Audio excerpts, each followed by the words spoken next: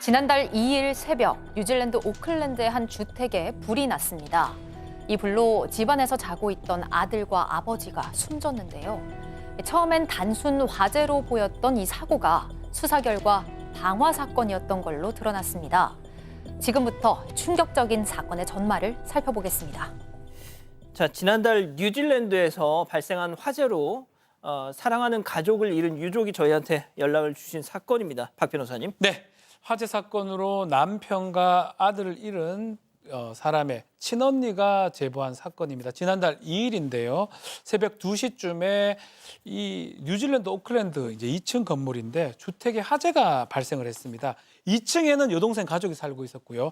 1층에는 하숙생들이 살고 있었는데 화재 당시에 2층에 여동생, 남편 또 두 아들이 잠을 자고 있었는데 여동생이 자다가 뜨거운 공기가 느껴져서 눈을 떴고 방문이 닫혀 있는데도 문틈으로 시뻘건 불길이 보여서 저 문이 열리면 죽겠구나 생각이 들어서 발코니를 통해서 여동생은 겨우 탈출했다고 합니다.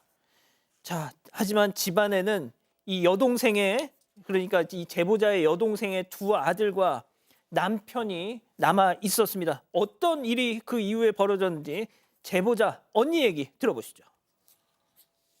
그 당시에 조카 방은 불이 반쯤 이미 들어와 있었대요. 창문을 깨고 지붕을 타고 그냥 2층에서 뛰어내렸어요. 거실에 막내 아들이 잠이 들어 있었던 거죠. 제보가 불이 되게 컸을 때 뛰어 들어갔다라고 제 여동생이 예상을 하더라고요. 아마 이 사람 알았을 거라고 자기가 그 불구덩이에 들어가면 죽을 거란 거.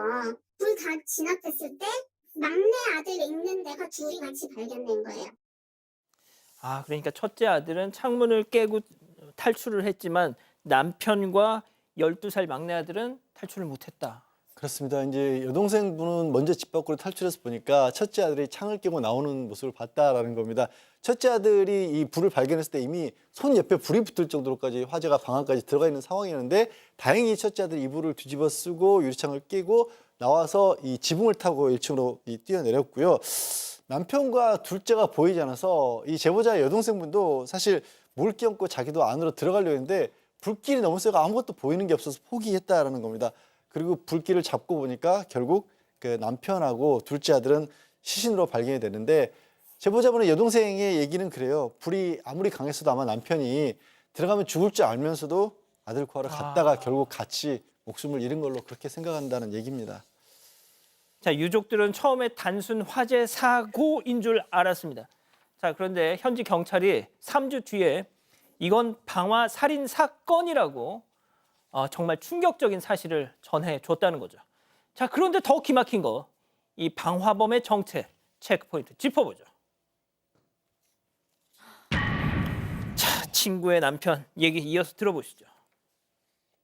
제 여동생이 방화범 아내분이랑 친구였어요. 한 6년 전부터 알고 지낸 사이였고 그 둘은 좀 친했고 남편들도 서로 이렇게 오고 가면서 알게 됐거든요.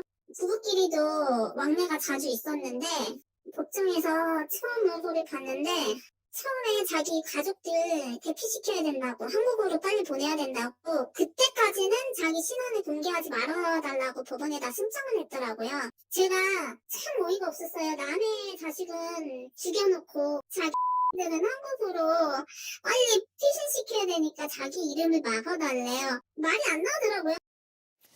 아니, 친구 남편이 무슨 억하심정으로 저런 짓을 한 겁니까? 네. 그러니까 뭐 워낙 아내들끼리는 6년 동안 친했고 이 아내들끼리 친하다 보니까 가족이 다 왕래를 해서 남편들도 친해졌고 이 방화범이 직장에서 해고를 당한 후에 이 여동생의 남편에게 그러니까 이 피해자에게 같이 동업을 제안을 했다고 합니다. 그런데 이제 그 과정에서 약간 다툼이 생겼대요. 그 다투고 나서 며칠 후에 이렇게 방화 사건이 발생을 한 겁니다.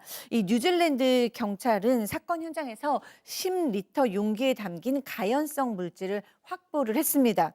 그래서 단순 화재가 아닌 방화 사건이라고 발표를 했어요. 그리고 여동생 집 인근에서 이 방화범의 모습이 찍힌 영상도 확보를 했습니다. 화재 발생 3주 만에 자택 안에 있던 방화범을 체포했습니다. 예. 지금 뭐 뉴질랜드 현지에서는 가해자가 한인, 피해자가 한인.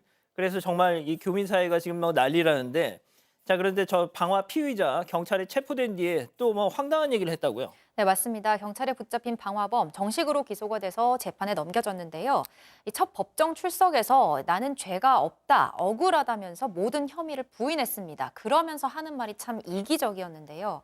아내와 아이들이 한국으로 돌아갈 때까지 보호하기 위해서 본인의 이름과 얼굴을 공개하지 말아달라고 요청을 한 겁니다.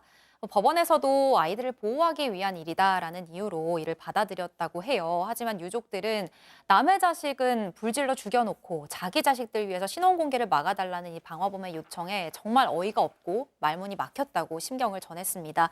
자, 그래서 결국 이 방화범 장모 씨의 신상은 아내와 아이들이 한국으로 돌아온 후인 지난주에요. 현지 시각으로 18일에 그 신상이 공개가 됐습니다. 만약에 저 장모 씨의 신상 얼굴 궁금하시면 뉴질랜드 현지 언론을 검색해 보시면 그 얼굴 뭐 고스란히 확인하실 수 있습니다만 저희는 저렇게 가려야 됩니다. 이게 얼마나 코미디라고 저 표현하겠습니다. 저 지금 그 검은색 줄 뉴질랜드 현지 언론에서는 없는 겁니다. 우리가 지금 붙인 거죠.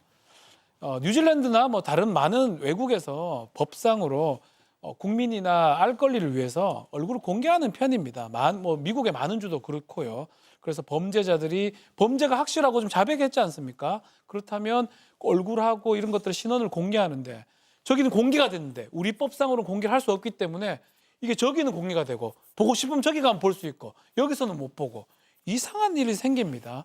그러다 보니까 뉴질랜드에서 이제 피해자들은 생각하기로는 거기서는 보는데 한국에서는 볼 수 없다라는 게 상당히 억장이 무너진다고 얘기를 하고 있고요.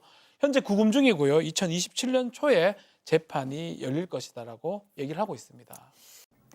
여러분과 함께 울고 함께 분노하겠습니다. 지금 사건 반장에 제보하십시오.